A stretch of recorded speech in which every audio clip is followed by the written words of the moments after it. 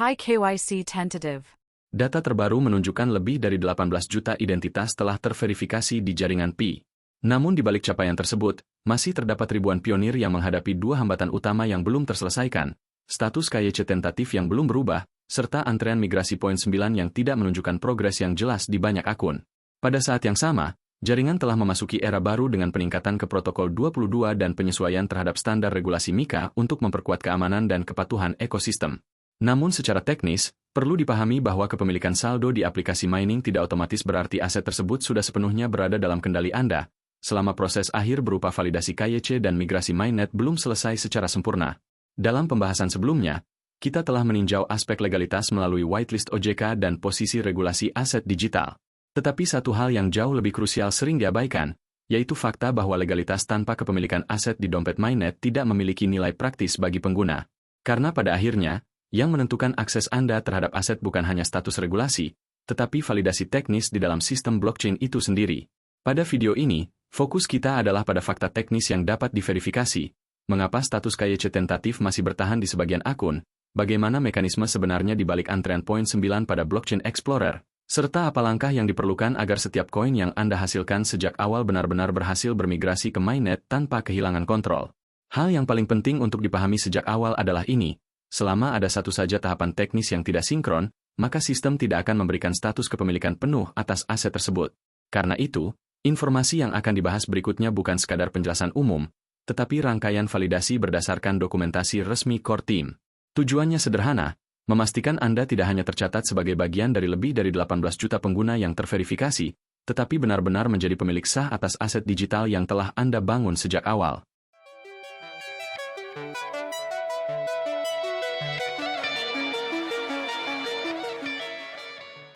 Mengupas tuntas KYC tentatif di era MiCA. Memasuki tahun 2026, standar verifikasi identitas dalam ekosistem Pi mengalami perubahan yang cukup fundamental. Jika sebelumnya proses KYC hanya diposisikan sebagai prosedur internal, kini mekanisme tersebut harus berjalan selaras dengan kerangka regulasi MiCA yang menuntut tingkat transparansi dan validitas identitas yang jauh lebih ketat dalam ekosistem aset digital. Inilah salah satu alasan utama mengapa sebagian pengguna masih berada dalam status KYC tentatif. Status ini bukan bentuk penolakan permanen, melainkan hasil dari sistem yang bekerja secara adaptif terhadap standar kepatuhan terbaru. Dalam konteks MiCA, setiap aset digital harus memiliki jejak identitas yang jelas dan dapat diverifikasi untuk memenuhi standar anti-money laundering atau AML. Karena itu, sistem secara otomatis akan meminta evaluasi ulang apabila data yang tersimpan dianggap sudah tidak lagi memenuhi standar akurasi saat ini, termasuk perubahan kualitas dokumen, ketidaksesuaian data biometrik, atau hasil verifikasi lama yang sudah melewati ambang validitas teknis. Untuk menyikapi kondisi ini, tidak ada alasan untuk melakukan tindakan emosional atau panik. Langkah yang benar adalah melakukan pengecekan langsung melalui Pi browser pada menu KYC. Jika tersedia opsi resubmit, maka itu berarti sistem memberikan kesempatan untuk memperbarui data. Dalam proses ini, pastikan seluruh dokumen yang digunakan masih aktif, jelas, dan tidak mengalami penurunan kualitas visual, karena sistem verifikasi modern sangat bergantung pada ketajaman data input. Namun dalam beberapa kasus, pengguna tidak menemukan opsi resubmit, melainkan diarahkan ke proses additional live check. Ini merupakan bagian dari mekanisme verifikasi lanjutan yang dirancang untuk memastikan bahwa akun benar-benar dikelola oleh individu yang sah, bukan aktivitas otomatis atau penyalahgunaan sistem yang berpotensi terjadi seiring berkembangnya fitur smart contract di masa depan. Yang perlu dipahami secara objektif adalah bahwa proses KYC saat ini bukan lagi sistem statis. Ia sudah berevolusi menjadi kombinasi antara kecerdasan buatan dan validasi manusia dalam satu ekosistem verifikasi. Model ini sejalan dengan arah pengembangan yang akan dipaparkan dalam Forum Global Konsensus Miami pada 6 Mei mendatang, di mana Dr. Qing Diaofen dijadwalkan menjelaskan bagaimana infrastruktur blockchain Pi serta sistem identitas terverifikasi dapat menjadi fondasi penting dalam mendukung ekonomi digital berbasis AI. Dalam konteks tersebut, KYC bukan hanya sekadar tahap administrasi, tetapi menjadi elemen inti dalam memastikan bahwa setiap interaksi di dalam ekosistem memiliki dasar identitas yang valid dan dapat dipertanggungjawabkan.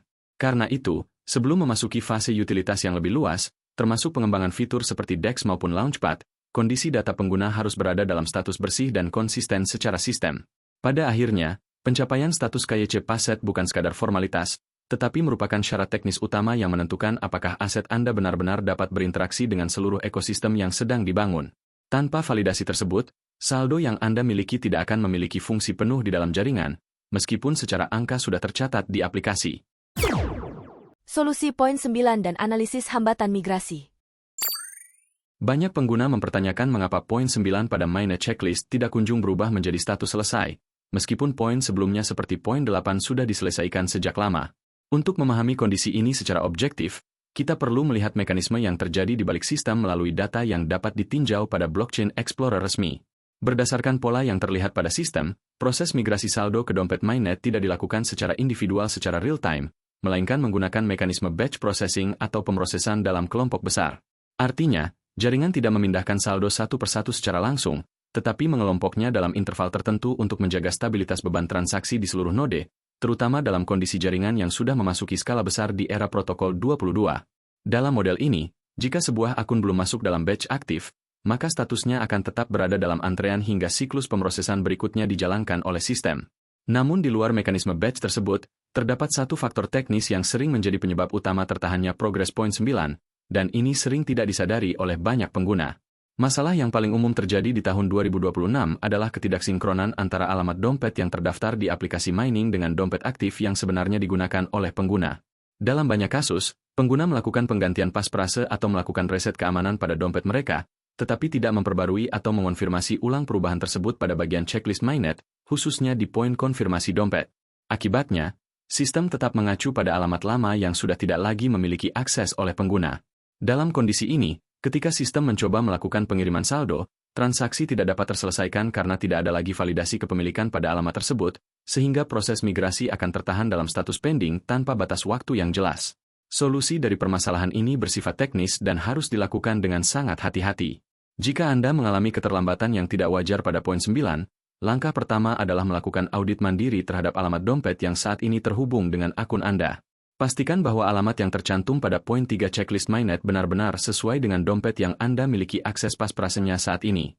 Setelah itu, masuk kembali ke menu checklist mainnet, lakukan konfirmasi ulang pada bagian dompet, dan masukkan kembali frasa sandi untuk memastikan sistem melakukan sinkronisasi ulang terhadap data terbaru. Proses ini pada dasarnya memberikan sinyal pembaruan kepada jaringan bahwa dompet aktif telah diverifikasi kembali dan siap menerima alokasi migrasi pada batch berikutnya. Perlu dipahami secara tegas bahwa dalam sistem berbasis smart contract dan infrastruktur blockchain modern, akurasi alamat dompet adalah elemen paling kritis dalam seluruh proses kepemilikan aset. Kesalahan kecil dalam sinkronisasi tidak hanya menyebabkan keterlambatan migrasi, tetapi juga berpotensi membuat akses terhadap aset menjadi tidak dapat dipulihkan jika tidak segera dikoreksi melalui prosedur resmi yang tersedia dalam sistem. Evolusi smart contract dan mekanisme migrasi kedua. Memasuki pertengahan tahun 2026, ekosistem Pi tidak lagi dapat dipahami hanya sebagai aplikasi penambangan sederhana. Seperti yang telah diumumkan secara resmi melalui kanal XP Core Team, kemampuan smart contract pertama kini telah aktif dalam fase testnet melalui fitur subscriptions atau sistem langganan. Ini merupakan tonggak penting dalam evolusi jaringan, karena untuk pertama kalinya Pi mulai menunjukkan fungsi utilitas yang dapat digunakan dalam skenario pembayaran nyata, seperti e-commerce, layanan digital berlangganan, streaming, hingga berbagai layanan berbasis sistem on-chain. Dengan perkembangan ini, posisi Pi mulai bergeser dari sekadar aset yang ditambang menjadi instrumen transaksi dalam ekonomi digital yang lebih luas. Seiring dengan munculnya lapisan utilitas baru ini, terdapat satu pertanyaan teknis yang semakin sering muncul dari para pengguna lama yang kembali aktif dalam ekosistem. Pertanyaannya adalah mengenai status saldo hasil mining setelah proses migrasi pertama selesai dilakukan. Untuk menjawab hal ini secara akurat, perlu dipahami bahwa sistem tidak berhenti pada satu kali proses migrasi saja. Dalam arsitektur terbaru, dikenal mekanisme yang disebut sebagai migrasi kedua. Bagi pengguna yang telah menyelesaikan migrasi awal ke mainnet, saldo yang dihasilkan setelah titik migrasi pertama tidak secara otomatis langsung masuk ke dompet mainnet. Sistem memisahkan antara saldo yang sudah termigrasi dan saldo yang masih berada dalam fase akumulasi setelah migrasi awal. Untuk dapat mengakses saldo tersebut, pengguna perlu melakukan proses klaim ulang melalui jalur migrasi yang telah diperbarui di dalam aplikasi, sesuai dengan roadmap yang disediakan oleh sistem. Proses ini tidak bersifat pasif. Pengguna tetap perlu melakukan konfirmasi ulang melalui mainnet checklist untuk memastikan bahwa seluruh komponen saldo, termasuk hasil referral yang sudah lolos KYC serta hasil mining lanjutan, dapat disinkronkan kembali ke dalam jaringan blockchain utama. Tanpa proses ini, saldo yang terlihat di dalam aplikasi pada dasarnya masih berada dalam status informatif, bukan dalam bentuk aset yang sepenuhnya aktif di mainnet. Namun, di tengah berkembangnya fitur smart contract dan perluasan mekanisme migrasi ini, muncul pula lapisan risiko baru yang tidak boleh diabaikan. Pada tahun 2026, Semakin banyak aplikasi pihak ketiga yang mencoba memanfaatkan antusiasme pengguna dengan menawarkan integrasi atau fitur tambahan berbasis smart contract. Dalam beberapa kasus, terdapat permintaan yang tidak resmi untuk menghubungkan dompet, bahkan meminta akses terhadap pasprase dengan alasan aktivasi layanan, bonus, atau fitur langganan tertentu. Pada titik ini perlu ditegaskan secara objektif dan tanpa ambiguitas. Pasprase adalah satu-satunya kunci yang memberikan akses penuh terhadap aset Anda. Tidak ada mekanisme resmi dari P-Network yang meminta pengguna untuk membagikan frasa sandi kepada pihak ketiga dalam bentuk apapun. Seluruh interaksi resmi dengan ekosistem hanya dilakukan melalui aplikasi dan protokol yang telah diverifikasi dalam sistem. Karena itu, kewaspadaan terhadap upaya phishing dan manipulasi sosial menjadi aspek yang semakin penting di era ini. Keamanan aset digital tidak lagi hanya bergantung pada penyimpanan data secara teknis, tetapi juga pada kemampuan pengguna dalam membedakan antara integrasi resmi dan aktivitas tidak sah yang mencoba mengeksploitasi celah kepercayaan. Pada akhirnya, semakin kompleks ekosistem ini berkembang, semakin besar pula tanggung jawab pengguna dalam menjaga integritas akses mereka sendiri. Dalam sistem yang berbasis identitas dan kepemilikan digital seperti ini, kesalahan dalam pengelolaan kunci akses bukan hanya berdampak pada keterlambatan, tetapi dapat berakibat pada hilangnya kontrol terhadap aset yang telah dibangun dalam jangka panjang. Masa depan dan persiapan ekosistem mainnet. Visi yang telah dicanangkan sejak P-Day 2026 mulai menunjukkan arah implementasi yang lebih konkret melalui inisiatif seperti P-Ventures dan P-Launchpad. Dalam fase ini, P-Network tidak lagi dapat dipandang sebagai proyek eksperimental yang hanya berfokus pada akumulasi pengguna, tetapi mulai berkembang sebagai ekosistem inkubasi yang mendorong lahirnya aplikasi berbasis utilitas nyata. Melalui program ini, para pengembang diberikan akses terhadap dukungan ekosistem untuk membangun solusi yang langsung berkaitan dengan kebutuhan ekonomi sehari-hari, mulai dari sistem perdagangan digital hingga layanan berbasis blockchain yang dapat digunakan secara langsung oleh pengguna. Dalam konteks inilah, aspek teknis seperti migrasi saldo ke mainnet menjadi semakin relevan dan tidak dapat diabaikan. Pada tahun 2026, saldo yang berada di dalam dompet mainnet bukan lagi sekadar representasi angka hasil penambangan, tetapi telah menjadi elemen akses yang menentukan partisipasi pengguna dalam ekosistem yang sedang berkembang. Banyak fitur yang mulai dirancang, termasuk potensi program di dalam P-Launchpad, secara prinsip membutuhkan keterhubungan langsung dengan saldo mainnet yang valid. Artinya, keterlambatan dalam menyelesaikan aspek teknis seperti KYC dan migrasi bukan hanya masalah administratif, tetapi juga dapat berdampak pada keterbatasan akses terhadap peluang partisipasi awal dalam ekosistem tersebut. Perubahan arah ini memperjelas bahwa fokus utama jaringan sedang bergeser dari spekulasi menuju utilitas yang dapat digunakan secara nyata. Transisi ini akan menjadi salah satu agenda penting yang dibawa ke panggung global dalam konsensus Miami pada 6 Mei 2026, di mana Dr. Ching Diaofen dijadwalkan menyampaikan pandangan mengenai peran token kripto dalam mendukung pertumbuhan berkelanjutan dan adopsi dunia nyata. Dalam forum tersebut, pendekatan yang diangkat tidak lagi berpusat pada konsep exit atau perdagangan semata, melainkan pada bagaimana infrastruktur blockchain, identitas terverifikasi, dan partisipasi pengguna dapat membentuk model ekonomi digital yang lebih stabil. Dalam kerangka tersebut, nilai utama dari ekosistem P tidak lagi hanya terletak pada jumlah koin yang ditambang, tetapi pada kesiapan sistem dan penggunanya dalam beradaptasi terhadap ekonomi berbasis utilitas. Kekuatan jaringan ini dibangun dari partisipasi manusia yang terverifikasi serta data yang autentik, yang menjadi fondasi bagi setiap interaksi di dalam ekosistem.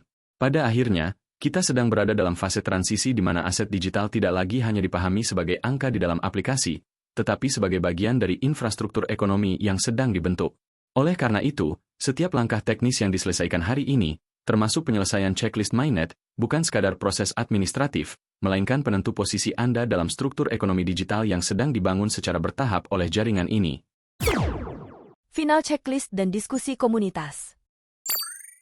Sebagai kesimpulan dari seluruh pembahasan teknis hari ini, terdapat 3 hal utama yang wajib dipastikan sebelum Anda melangkah lebih jauh dalam ekosistem ini di tahun 2026.